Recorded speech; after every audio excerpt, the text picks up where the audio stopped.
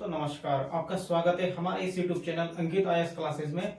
और आज हम आपके लिए लेकर के आए हैं बहुत ही महत्वपूर्ण टॉपिक है जो आपका इससे पहले जो एपिसोड था, आपका 13वें जो एपिसोड में हमने आपको कराया है आंग्ल मैसूर युद्ध का पहला युद्ध। तो प्रथम आंग्ल मैसूर युद्ध के बारे में आपने इससे पहले एपिसोड में पढ़ा था और आज आप इसके बाद पढ़ेंगे द्वितीय आंग्ल मैसूर युद्ध, सेकेंड एंग्लो मैसूर वॉर जो आप पढ़ेंगे वो सेकंड आपका होगा। तो आज हम आपको बताने जा रहे हैं पूरी तरह से पूरी जो पृष्ठभूमि आपकी बनी है, किस तरीके से दूसरा आंग्लो मैसूर युद्ध होता है, क्यों होता है, इसके कारण क्या होते हैं, किस प्रकार से इसकी पृष्ठभूमि बनती है, तो उस बारे में आज आपको पूरी कहानी पूरी डिटेल्स में बताई जाएगी।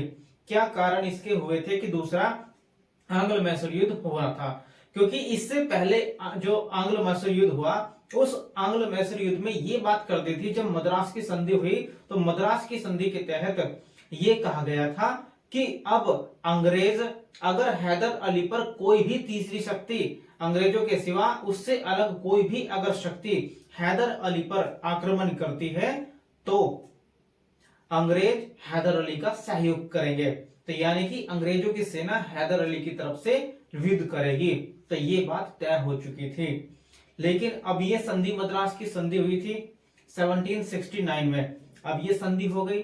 अब इस संधि के तहत ये तय हुआ था। लेकिन आगे जो सेकंड आंग्ल मैसूर युद्ध होता है वो इसी कारण से होता है क्योंकि अंग्रेज दूसरी जो मद्रास की जो संधि थी उसका उल्लंघन कर देते हैं और उसके अनुसार काम नहीं करेंगे। क्योंकि देखो, जैसे आपका प्रथम आंग्ल मैसूर युद्ध आपने पढ़ा था पूरी तरीके से, इससे पहले हमने आपको बताया कि जो मैसूर था, मैसूर पर किस किस तरीके से हैदर अली का शासन हुआ, टीपू सुल्तान का शासन कैसे आएगा, किस तरीके से आपका हैदर अली वहां पर अपना एक प्रभुत्व स्थापित कर पाया था। तो ये मैंने आपको इससे पहले एपिसोड में पूरा बताया। तो थोड़ा सा ओवरव्यू मैं आपको देता हूं कि ये बताया जाता है कि लगभग 1700 एडी के लगभग की बात है कि 1700 जो यानी कि 17वीं जो शताब्दी है उसके लगभग वाडियार वंश के कृष्ण राय नाम के एक शासक हुआ करते थे, जिसके यहाँ पर हैदर अली वहां पर एक सेनापति के रूप में, एक सैनिक के रूप में काम किया करता था। क्योंकि ऐसे ही जो वाडियार वंश के जो शासक थे उनको एक समय जो आपके हैदर अली के पिता थे फहद अली, उन्होंने उनको बड़ी मुश्किलों से किसी भी परिस्थिति से निकाल करके वहां से उनकी सुरक्षा की थी। क्योंकि उस समय जो वाडियार वंश के शासक हुआ करते थे वो पूरी तरह से हारने वाले थे, क्योंकि उस मैसूर के आसपास के कुछ राजा थे जिन्होंने उस पर आक्रमण किया, वाडियार वंश के राजा पर, और उसके वो बिल्कुल पूरी तरह से हारने वाला था। लेकिन फहद अली ने अंतिम छोर पर जाकर के उसकी रक्षा की थी। इसी वजह से फहद अली का वहां पर एक पद बहुत बड़ा होता चला गया, क्योंकि वहां पर उसकी भूमिका अत्यधिक होने लगी तो उसका मान सम्मान भी बढ़ने लगा था। और उसी कारण से वह अपने पुत्र हैदर अली को भी वहां पर एक प्रशिक्षण देना शुरू कर देता है और वहीं पर एक सैनिक के रूप में उसको तैयार कर देता है, अच्छी शिक्षा देता है, अच्छे गुरु की उसकी शरण में भेजा जाता है। तो इसी तरीके से क्या होता है कि वो हैदर अली भी एक महान योद्धा बन जाता है। अब होगा क्या कि जब ये 1722 में तो हैदर अली का जन्म होता है, 1722 में हैदर अली का जन्म हुआ और धीरे धीरे वह बड़ा होता चला जाता है, शिक्षा प्राप्त कर लेता है और उसके बाद इसकी शादी भी हो जाती है। और 1751 में इसके एक पुत्र का जन्म होता है, हैदर अली के पुत्र का नाम टीपू सुल्तान। तो टीपू सुल्तान का जन्म 1751 में होता है और उसी के कारण 1755 में इसे डिंडीगुल का शासक बना दिया जाता है, यानी कि डिंडीगुल का अधिकार इसको सौंप दिया जाता है पूरी तरीके से कि भाई अब यहाँ पर डिंडीगुल पर तुम ही पूरी तरीके से अधिकार करोगे, पूरा शासन तुम ही चलाओगे। तो इस तरह की पूरी तरह से उनको अधिकार मिल जाता है। अब धीरे धीरे क्या होता है कि वहां पर मैसूर के अंदर हैदर अली का जो कद है बहुत ऊंचा होता चला जाएगा, क्योंकि यह अपनी वीरता के बल पर हर तरह के युद्ध को जीतता चला जाता है। कितनी भी बड़ी शक्ति हो सबको पूरी तरह से हराता चला जाता है हैदर अली। तो इतनी वीर योद्धा ने कूटनीति के साथ लड़ा करता था, राजनीति में पूरी तरीके से निपुण था हैदर अली और इसी कारण से वह पूरी तरीके से वहां पर अपना स्थायित्व स्थापित कर लेता है। अब हैदर अली ने पूरी तरीके से मैसूर पर अपना स्थायित्व स्थापित कर लिया। अब उसके जो साथी हुआ करते थे वे उससे पूरी तरीके से अब चिढ़ने लगते हैं, ईर्ष्या करने लगते हैं, वो भी बहुत पूरी तरीके से। तो अब एक समय ऐसा आएगा कि वाडियार वंश के जो शासक हुआ करते थे उस समय 1761 में, यानी कि 1761 में आपके वाडियार वंश के शासक थे। तो जब 1761 में वाडियार वंश के शासक थे कृष्ण राय। अब कृष्ण राय उसकी मृत्यु हो जाती है उस समय। जब उस समय कृष्ण राय की मृत्यु हो जाएगी तो अब वहां पर कोई शासक बनने के लिए नहीं था, उसका उत्तराधिकारी नहीं था। जब कृष्ण राय का कोई उत्तराधिकारी नहीं था तो अब शासक का पद कौन लेगा? जो उसके सेनापति होंगे, जो प्रधानमंत्री होगा, जो भी उनमें काबिल होगा वो लेगा। अब इस दौड़ में हैदर अली भी था। अब इस दौर में हैदर अली और इसका ही एक मित्र था जो वाडियार वंश का प्रधानमंत्री भी था, खांडेराव। अब खांडेराव और हैदर अली ये दोनों अब शासक बनने की दौड़ में लग जाते हैं और एक दूसरे को नीचा दिखाने लगते हैं। लेकिन जो सबसे पहले यानी कि हैदर अली एक काबिल योद्धा था जो शासक बनने के लिए भी पूरी तरह से तैयार था और पूरी तरह से योग्य था। लेकिन इसका मित्र जो प्रधानमंत्री था खांडेराव, अब वो चाहता है कि यार अगर तू बनना चाहे यहाँ का शासक तो तुझे हैदर अली को रास्ते से हटाना पड़ेगा।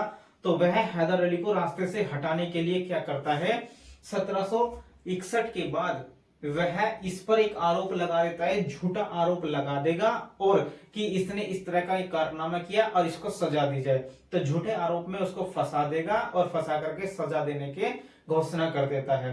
तो प्रधानमंत्री था, उसको ये अधिकार था तो उसने कर दिया। अब इस पर आरोप लग गया, अब शासक नहीं बन सकता है, इसीलिए बचता हुआ ये भाग जाता है, यानी बच करके भाग जाता है, कहीं पर जाकर के छुप जाएगा फिलहाल के लिए हैदर अली। लेकिन फिर दोबारा से आएगा बदला लेने के लिए। अब जो सैनिक चले गए थे उसके घर पर चले गए हैदर अली के। वहां पर केवल उसके दोनों बच्चे थे और उसकी एक दादी थी, उनकी टीपू सुल्तान की दादी। और वहां पर वे मिलते हैं, वहां से दोनों बच्चों को ले आते हैं। वे ले जाकर के क्या कर देते हैं, एक कमरे में यानी कि एक जगह पर मस्जिद के बराबर में उनको कैद कर लिया जाता है। जब उनको कैद कर लिया जाएगा तो वहां से एक मौलवी हुआ करते थे सामने उनके मस्जिद के सामने। तो उनको पता चलता है, टीपू सुल्तान उनके पास संदेश भिजवा देता है और उसके द्वारा वे उनको छुड़ा लेते हैं। वहां से छुड़ा करके फिर उनके दादी के पास उनके भेज दिए जाते हैं। तो इस तरह से टीपू सुल्तान को दोबारा से भेज दिया जाएगा। अब हैदर अली दोबारा से तैयार होगा, क्योंकि अब हैदर अली क्या करेगा, दोबारा से तैयार होगा। अब तैयार होकर के दोबारा से युद्ध करने के लिए आ जाएगा। अब अपना बदला लेने के लिए हैदर अली आएगा। और जब हैदर अली आएगा अपना बदला लेने के लिए, अब वह खांडेराव को यानी खांडेराव के साथ युद्ध करेगा और युद्ध में खांडेराव को पूरी तरीके से मार डालेगा, पूरी तरीके से हरा देगा। खांडेराव का काम तमाम। अब होता क्या है, अब आपकी स्थिति बनती है पहले जो मैसूर युद्ध था, पहले मैसूर युद्ध में अब इसकी स्थिति ऐसे बनती है क्योंकि आपके जो अंग्रेज थे, ब्रिटिश ईस्ट इंडिया कंपनी, तो ईस्ट इंडिया कंपनी अब ये सोचती है कि यहाँ पर जो है मैसूर में हैदर अली पूरी तरीके से अपना स्थायित्व बना चुका है, खंडराव को हटा करके वहां का शासन संभालने लगता है। अब क्या करते हैं, ब्रिटिश ईस्ट इंडिया कंपनी देखती है कि यहाँ पर जब तक हैदर अली है तो वहां पर कब्जा करना बड़ा मुश्किल है और मैसूर उनके व्यापार के लिए बहुत महत्वपूर्ण क्षेत्र माना जाता है। एक तट था आपका, बहुत महत्वपूर्ण था वो। तो इसी आधार पर मैसूर को एक बहुत बड़ा समृद्धिशाली क्षेत्र माना जाता है और इसीलिए ब्रिटिश ईस्ट इंडिया कंपनी या अंग्रेज चाहते थे कि हम मैसूर पर अपना अधिकार कर लें। तो मैसूर पर अधिकार कर लेना चाहते थे, लेकिन जब तक हैदर अली था तो उनकी हिम्मत तक नहीं हुई। अब वे चाहते थे कि किसी तरीके से हैदर अली पर आक्रमण किया जाए और इसको यहां से हटाया जाए, और ऐसा कर नहीं सकते क्योंकि मराठा थे, निजाम थे और हैदर अली। अगर तीनों को एक साथ हराया जाए तो नामुमकिन था। तो अंग्रेजों ने सोचा कि अगर इन तीनों में फूट डाल करके इनको हराया जाए एक एक करके तो आसानी से हरा सकते हैं और मैसूर को जीत सकते हैं। तो उन्होंने ऐसे ही करने की कोशिश करी। अंग्रेजों के द्वारा जो मराठा थे उनको अपनी ओर मिला लिया गया, कहा गया कि हम आपको इतना पैसा देंगे, आप हमारी मदद करें हैदर अली को हराने में। ऐसी लालच दे करके निजाम को भी अपनी ओर मिला लिया गया।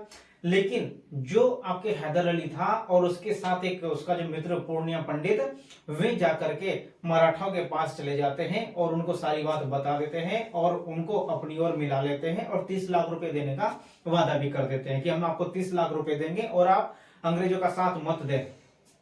तो मराठों को तो अंग्रेजों से अलग कर दिया, ऐसे ही निजाम के पास चले जाते हैं और निजाम के पास भी जाकर के वे यही बात करते हैं। लेकिन एक बार तो निजाम मान जाते हैं, लेकिन फिर दोबारा से जब अंग्रेजों के द्वारा उसको लालच दे दिया जाता है तो वह अंग्रेजों की तरफ हो जाता है। तो अब क्या होता है आपका 1767 में, अब 1767 में प्रथम आंग्ल मैसूर युद्ध शुरू हो जाता है। अब प्रथम आंग्ल मैसूर युद्ध शुरू हो जाएगा, जिसमें आपके हैदर अली और अंग्रेज के साथ निजाम होगा। अब ये लड़ते हैं, लेकिन जब हैदर अली पूरी बहादुरी के साथ अंग्रेजों को हराता चला जाता है तो निजाम डर जाता है और निजाम डर करके वापस से हैदर अली के पाले में आ जाता है। तो अब अंग्रेज अकेले रह जाएंगे और अब हैदर अली पूरी बहादुरी के साथ अंग्रेजों को हराता हुआ उन्हीं के किले में, मद्रास के किले में लेकर के चला जाता है, खदेड़ता हुआ लेकर के चला जाता है, पूरी तरह से मारता हुआ चला जाता है और मद्रास के किले में ले जाकर के उनको घुटनों के बल बैठा देता है। और अंग्रेज माफी मांगने लगते हैं कि हमें माफ कर दीजिए, हम ऐसा दोबारा नहीं करेंगे। और हैदर अली उनको दे धुआ दो बजाता चला जाता है। और ऐसा होता है कि फिर वहीं पर जब ज्यादा होने लगती है तो वहीं पर मद्रास की संधि हो जाती है। तो 1769 में, यानी कि 1769 में फिर होती है आपकी मद्रास की संधि। तो मद्रास की संधि होती है आपकी 1769 में। जब 1769 में मद्रास की संधि होगी तो उसी के तहत ये तय कर लिया जाता है कि जो भी क्षेत्र हमने अंग्रेजों के जीते हैं वो उनको वापस कर दिए जाए और अंग्रेजों ने जो भी हैदर अली के क्षेत्र जीते हैं वो उनको वापस कर दिए जाए।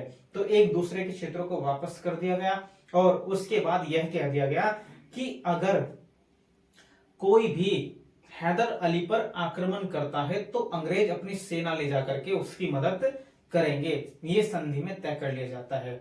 लेकिन अब यही घटना आगे चल करके होती है और यह होता है कि 1770 और 71 के साथ, 1770 और 71 के बीच ऐसी घटना होती है कि मराठाओं के द्वारा हैदर अली पर आक्रमण कर दिया जाता है। मराठाओं के द्वारा हैदर अली पर जब आक्रमण कर दिया जाएगा 1770 से 71 में, तो इस समय अंग्रेज हैदर अली का साथ नहीं दे पाते और नहीं देते। तो इसका मतलब हुआ कि जो भी मद्रास की संधि में जो तय हुआ था तो उस संधि का उल्लंघन माना जाएगा। अब हैदर अली को लगा कि यार जो भी हमने संधि की थी मद्रास की तो उसका उल्लंघन अंग्रेजों के द्वारा किया गया है, यानी कि मेरी मदद नहीं की गई।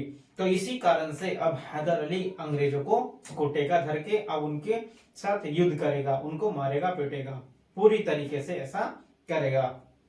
अब इसीलिए अब होता क्या है कि जो हैदर अली है, अब वह हैदर अली, अब इनके जो अंग्रेजों का एक क्षेत्र हुआ करता था कर्नाटक में अर्काट, तो कर्नाटक में अर्काट वाले क्षेत्र पर हैदर अली पूरी तरीके से अब आक्रमण करेगा और वहां पर आक्रमण करके उनके क्षेत्रों को पूरी तरह से वो जीत लेता है, क्योंकि वहीं पर अब शुरू होती है लगभग 1780 में। अब कब होगी आपका, ये होता है 1780 में। तो 1780 में दूसरा आंग्ल मैसूर युद्ध स्टार्ट हो जाता है, प्रारंभ हो जाता है। तो 1780 में दूसरा आंग्ल मैसूर युद्ध प्रारंभ होगा। जब दूसरा आंग्ल मैसूर युद्ध प्रारंभ होता है तो वो इस तरीके से होता है कि हैदर अली अपनी पूरी सेना को ले जा करके कर्नाटक में, जहां पर अंग्रेजों का स्थायित्व था, अंग्रेज रहा करते थे, अंग्रेजों की बस्तियां थी, वहां पर जाकर के आक्रमण कर देता है। और वहां पर से जो एक कर्नल बेली थे, वहां पर जो अंग्रेजों के द्वारा एक गवर्नर जनरल बना करके रखे गए थे, वहां का जो सेनापति था, संरक्षण बना करके, यानी कि जो सेना थी उसी के नेतृत्व में रहती थी। तो कर्नल बेली को पूरी तरीके से हैदर अली परास्त कर देता है और वहां पर अर्काट पर अपना कब्जा कर लेता है। और हैदर अली क्या कर लेगा, अब कर्नाटक के अर्काट पर अपना कब्जा स्थापित कर लेता है युद्ध में, यानी कि जब इन पर हमला करता है अर्काट पर, तो इसमें जो निजाम है, यानी कि निजाम भी किसके साथ और मराठे भी किसके साथ हो जाते हैं, हैदर अली का साथ देते हैं। इसमें निजाम और मराठे हैदर अली का पूरी तरीके से साथ देते हैं। अब ये माना जाता है कि ये 1780 वाला जो दौर है, ये 1780 वाला दौर इनके लिए, अंग्रेजों के लिए बहुत ही संकटदायक माना जाता है, बहुत ही संघर्षपूर्ण माना जाता है। तो संघर्षपूर्ण इसलिए माना गया क्योंकि इनको इतनी संघर्ष का सामना करना पड़ा क्योंकि जो हैदर अली था उसने, अब यहाँ पर एक स्थिति ऐसी बनी थी कि जो अंग्रेज थे वो अमेरिका था, अमेरिका पूरी तरीके से अब आजाद भी होने वाला था, पूरी तरीके से क्या है स्वतंत्र होता चला गया था अमेरिका, क्योंकि वहां पर भी अंग्रेजों का कब्जा था, अंग्रेजों ने गुलाम बना रखा था उसको भी। तो अब ये क्या कर रहे थे, अमेरिका पूरी तरीके से आजाद होने लग रहा था और अमेरिका का साथ फ्रांस, स्पेन और हॉलैंड जैसे देश भी अमेरिका का साथ दे रहे थे अंग्रेजों के विरुद्ध। तो यहाँ पर भी अब अंग्रेजों को पूरी तरीके से हार का सामना करना पड़ रहा था और भारत में भी आपकी त्रिगुट की शक्ति बन गई थी। भारत में ऐसा हुआ कि हैदर अली के साथ निजाम और मराठा, और ये तीनों के तीनों एक साथ मिल जाते हैं, तो यानी कि त्रिगुट बन जाता है और यह त्रिगुट बुरी तरीके से अंग्रेजों को बुरी तरीके से हराता है और मारने लगता है। तो इस तरीके से यहाँ पर त्रिगुट इनको पूरी तरीके से। और अब इस समय तत्कालीन गवर्नर एक आता है वॉरेन हेस्टिंग। अब इस समय तत्कालीन गवर्नर था वॉरेन हेस्टिंग, जो हैदर अली के साथ मुकाबला करने के लिए एक अपने सेनापति सर आयरकोट को भेजता है, अपने सेनापति सर आयरकोट को दक्षिण में भेजता है कि जाओ वहां जाकर के हैदर अली के साथ मुकाबला करो और उसको वहां पर हराओ, हरा करके मैसूर पर कब्जा करो। लेकिन वो ये तो कर लेता है कि बहुत कूटनीतिज्ञ था आयरकोट। आयरकोट ने अपनी कूटनीतिक राजनीति के आधार पर महादजी सिंधिया और निजाम को हैदर अली के गुट से अलग कर देता है।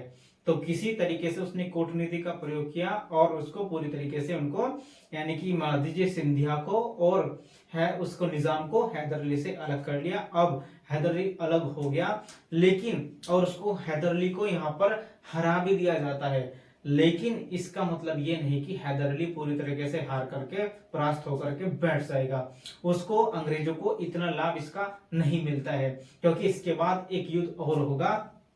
अब होता है 1781 में पोर्टोनोवा का युद्ध। 1781 में जो पोर्टोनोवा का युद्ध होता है, इस युद्ध में अंग्रेज और यानी कि अंग्रेजों की तरफ से सर आयरकोट सेना का नेतृत्व कर रहा था और हैदर अली, ये अब दोनों के दोनों मैदान में आ जाते हैं और मैदान में आकर के दोनों बुरी तरीके से लड़ाई करते हैं और युद्ध करते हैं बुरी तरीके से और आपस में एक दूसरे को पराजित करने की पूरी कोशिश करते हैं। लेकिन अंत में जाकर के यहाँ पर हैदर अली को ही हार का सामना करना पड़ता है। तो हैदर अली यहाँ पर हार जाता है और उसकी पराजय हो जाती है। लेकिन अब जब 1781 में पोर्टोनोवा के युद्ध में, यानी कि कौन सा युद्ध था ये, पोर्टोनोवा का युद्ध था भाई। तो पोर्टोनोवा के युद्ध में, अब 1781 में पोर्टोनोवा के युद्ध में हैदर अली अंग्रेजों से हार जाता है। अब इस हार का इसको एक सदमा लग जाता है, बहुत इसका अपमान सा महसूस होता है, इसको अपमानित महसूस करेगा ये अपने आप को। तो इसको मानसिक क्षति हो जाती है, मानसिक हरास हो जाता है, मानसिक रूप से यह बीमार हो जाता है। अब जब मानसिक रूप से यह पूरी तरीके से बीमार हो जाएगा हैदर अली, तो अब ये करेगा क्या, अब ये जो 1782 में अंग्रेजों के साथ जब युद्ध करता है तो उस युद्ध में यह कमजोर महसूस देता है, क्योंकि मानसिक रूप से कमजोर था। तो वहां पर ये मानसिक रूप से कमजोरी के कारण अंग्रेजों से हार जाता है और अंग्रेज इसकी मृत्यु कर देते हैं। यानी कि युद्ध में ही जब इसके पास ताकत यानी कि मानसिक शक्ति कमजोर हो गई थी तो वह युद्ध में मारा जाता है। अब 1782 में हैदर अली युद्ध करते हुए ही मारा जाता है। जब युद्ध करते हुए मारा गया, अब इसका पुत्र था टीपू सुल्तान, उसको पता लगा। अब वह युद्ध को पूरी तरीके से जैसे चल रहा था ऐसे ही जारी रखता है और अपने पिता को ले जाकर के वहां पर उसका अंतिम जो भी है अंतिम संस्कार दफनाया जाता है, उसका सारा काम कर लेता है और फिर अपने जो युद्ध है उसको पूरी तरीके से जारी रखता है। अब युद्ध को जारी रखेगा पूरी तरीके से, और जब युद्ध पूरी तरीके से जारी होगा तो वो 1784 तक चलता रहता है और 1784 तक जो आपका आंग्ल मैसूर युद्ध है दूसरा, वो पूरी तरीके से चलता रहेगा। लेकिन अब होगा क्या, अब ये होता है कि जब वहां